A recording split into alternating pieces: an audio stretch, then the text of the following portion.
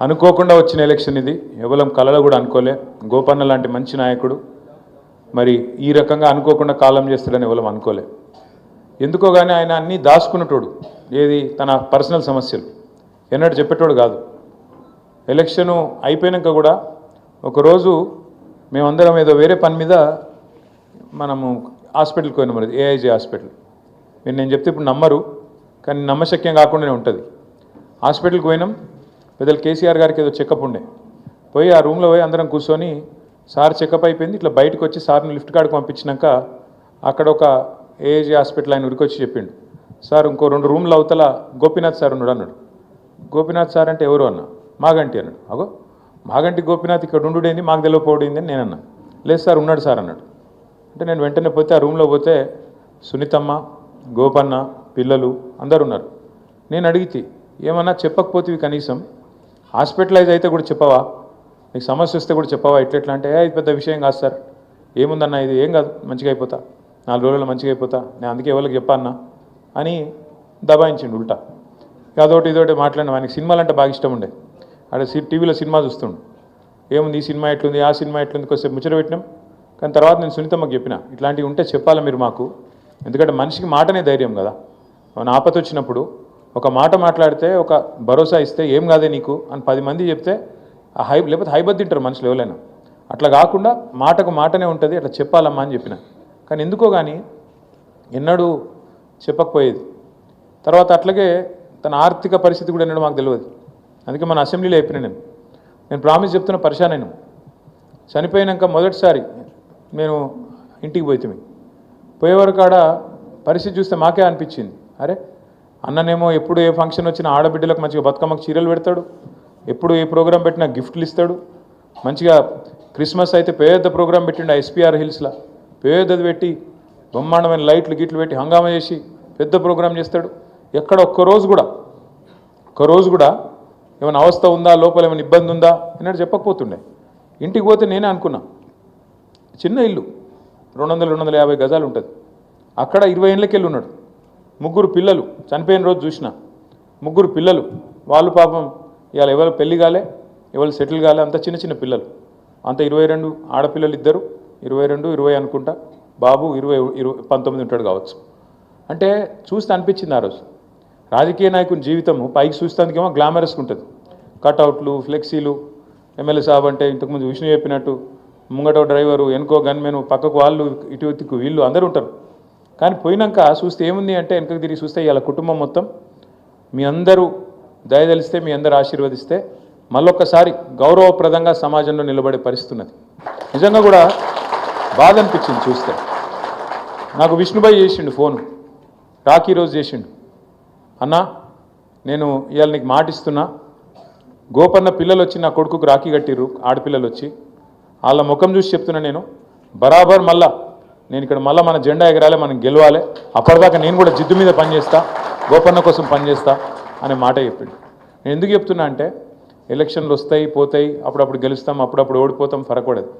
కానీ మనిషే పోయినాక, మనం ప్రేమించే మనిషి, మనం అనుకున్నాడు మనిషే పోయినాక మనం తప్పకుండా కుటుంబానికి అండగా నిలబడాల్సిన బాధ్యత మాత్రం మనందరి మీద ఉన్నది.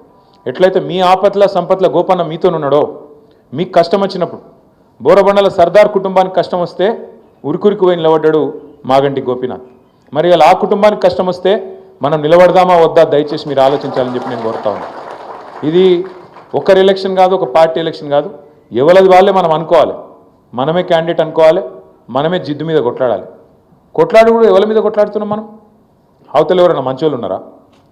రేవంత్ రెడ్డి ప్రభుత్వం అలా ఎవరు నిలిచుంటేంది? ఇప్పుడు సోహెల్ భాయ్ చెప్పిండు 5-6 పేర్లు, ఈయననట గాయననట. ఏం చెప్తారు వాళ్ళు? లెక్క పైసలు దంచుతుండ్రు. హైడ్రా పేరు చెప్పి భయపెట్టుకుంటా బిల్డర్ల దగ్గర పైసలు గుంజుడు. ఏ బిల్డర్ను యాడ దొరుకుతాడా, నీ ఇల్లు గుల కొడతాం, నీ బిల్డింగ్ గుల కొడతాం అని బెదిరించుడు, పైసలు గుంజుడు, అడ్డమైన పైసలు సంపాదించుడు. వాళ్ళు ఏమనుకుంటారు కాంగ్రెస్ వాళ్ళు, పైసలు వారేద్దాం, అంత జుబ్లీహిల్స్ అంటే పేరుకు జుబ్లీహిల్స్గా అంత గరీబోలే ఉన్నారు, ఓటుకు 5,000 వంచుదాం, ఏముంది ఓటుకు 5,000 వంచితే గెలవమా అని టెంపర్ వాళ్ళకు. మంచి పనులు చేసింది అయితే ఏం లేదు, చెడగొట్టే పనులు, గలీజ్ పనులు తప్ప ఒక్క మంచి పని జరిగిందా 22 నెలల్లో? ఒక్కటంటే ఒక్కటి. ఆడపిల్లలకు చెప్పారు, మీకు మాట ఇచ్చారు, నెలకు 2,500 ఇస్తామని చెప్పారు. పడ్డాయా ఎవరికన్నా? ఇక మళ్ళా ముఖ్యమంత్రి గారు కొత్త సౌండ్ పెట్టిండి ఈ మధ్యన. కేసీఆర్ ఉన్నప్పుడేమో మంచిగా పెన్షన్లు, రైతు బంధు, కళ్యాణ లక్ష్మి టింగు టింగుమని పడుతుండే అకౌంట్లో. ఇక ముఖ్యమంత్రి గారు టింగు టింగ్ అంటే కేసీఆర్ గుర్తొస్తుందని చెప్పి టకీ టకీ అంటాడు. టకీ టకీ అట పడుతున్నాయి. టకీ టకీ మన పైసలు అందరికీ వచ్చినాక 21 నెలలు 21 నెలలు 22 నెలలు పడ్డది. ఇప్పుడు రైతు బంధు ఎగ్గొట్టిండు 2 సార్లు.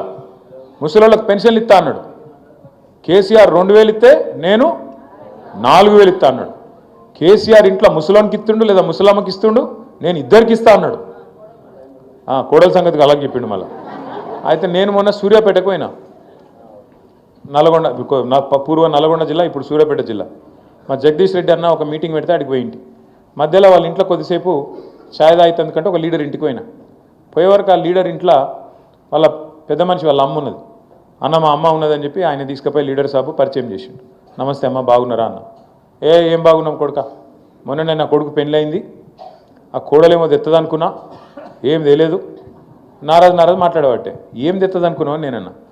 పెళ్ళి అయ్యి ఇక వచ్చింది కదా, ఈ పెన్షను అదే ఇస్తా అన్నాడు కదా 2500 వస్తుందేమో అనుకున్నా, ఏం వస్తలేదు, కోడలు వచ్చినాక అంతా బేకారు ఉన్నదని ఆమె అన్నది. అగో ఇది ఎక్కడి కథ నేనని ఆ కోడలు ఉండే పక్కకు ఆమెను పిలిచిన. ఏం సంగతి అమ్మా అంటే, మా అత్తకు కూడా 4000 పెన్షన్ వస్తుంది అనుకున్నా నేను కూడా. వచ్చినాయా? రేవంత్ రెడ్డి అనేటువంటి ఏం చేసిందంటే అత్త కోడల పంచాయతీ కూడా పెట్టిండు కొత్తగా. గిద్ద గలీజు ఉన్నది పరిస్థితి. అలా రాష్ట్రంలో అత్త కోడల కొత్త పంచాయతీ. మనం ఎన్నో డబ్బా కొట్టుకోలేదు. 200 పెన్షన్, మనం కాంగ్రెస్ 200 పెన్షన్ ఇస్తే మనం 2000 చేసినాం, 10 రెట్లు పెంచినాం. కానీ ఎన్నడూ వీళ్ళ లెక్క డబ్బా కొట్టుకోలే. వీళ్ళంతా అది కూడా వస్తలేదు చక్కగా. ముసలోళ్ళకి కూడా 2 నెలలు పెన్షన్లకి కొట్టిండు. గాల దగ్గర తీసుకుంటారా అమ్మ ఎవడన్నా? నాకు అర్థం కాదు. ముసలోళ్ళ పెన్షన్లు గుంజుకునుడు, రైతుల రైతు బంధు కొట్టుడు, ఆడోళ్ళను గోసబెట్టుడు, ఇండ్లు గులగొట్టుడు. ఇందిరమ్మ రాజ్యం అన్నారు. ఇందిరమ్మ రాజ్యం అంటే ఇండ్లు గులగొట్టుడా? బస్తీల మీద పడి భయపెట్టుడా? సర్దార్ పిల్లగాన్ని మన పార్టీలో పనిచేస్తుండని చెప్పి ఆయన ఇల్లు గులగొడతారు పోయి. అక్కడికి ఆయన ఏం చేసిండు? పోయి ఆయన ఆత్మహత్య చేసుకున్నాడు. ఇవాళ ఇద్దరు చిన్నపిల్లల్ని ఇడిచిపెట్టి ఆత్మహత్య చేసుకున్నాడు హైబత్లో. అదొక్కటే కాదు, కుకట్పల్లిలో, మీ పక్కకే కుకట్పల్లిలో బుచ్చమ్మ అని ఒక ఆమె ఉంటుంది. ఆమె ఇంటి మీద పోయి పెద్ద స్టిక్కర్ వేసిండ్రట, నీ ఇల్లు కొడతామని, హైడ్రా అని చెప్పి. ఆమె పాపం బిడ్డ దగ్గరికి పోయి బిడ్డ ఇంట్లో ఉరి పోసుకున్నది. మేము పోయినాం, బుచ్చమ్మ ఇంటికి పోయినాం. పోయి అడిగితే ఏమైందమ్మా అని బిడ్డని అడిగినాం. రాత్రి అంతా ఏడిసింది సారు, ఇల్లు కొడతారని స్టిక్కర్ వేసిండ్రు, రూపాయి కూడబెట్టి కట్టుకున్నాం ఇల్లు. అదే మేము అనామతి కూడా నిన్న మొన్న ఎవరి దగ్గర కొనుక్కున్నది కాదు, అడ్డగోలు పైసలు సంపాదించింది కాదు. ఒక్కొక్క రూపాయి కూడేసి కట్టుకుంటే ఇవాళ దాన్ని వీడొచ్చి కూలగొడతా అంటే బాధ ఉండదా? ఆయన రాత్రి అంతా ఏడిసి ఇక తట్టుకోలేక ఉరి పోసుకొని చచ్చిపోయింది సార్ అని చెప్పింది. అంటే ఇటువంటి స్టోరీలు మీరు చూడండి.